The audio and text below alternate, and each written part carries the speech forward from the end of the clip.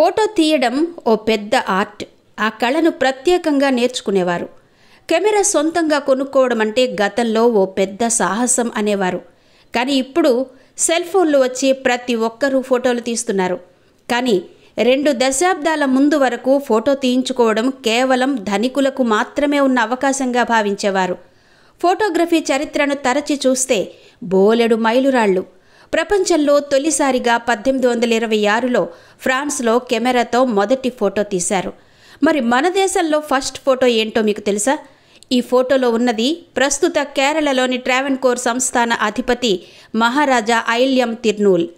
ఆయన భార్య కళ్యాణికుట్టి అమ్మాళ్. 1865లో తీసిన తొలి ఫోటో ఇది. అప్పట్లో ఫోటోలు రాజులు జమీందారులు మాత్రమే తీసుకునేవారట. 1840 నుంచే మన దేశంలో ఫోటోగ్రఫీ ఉంది. ట్రావెన్కోర్ సంస్థాన అధిపతి దంపతుల ఫోటోయే మన దేశంలో తొలి ఫోటో అని కొందరంటారు.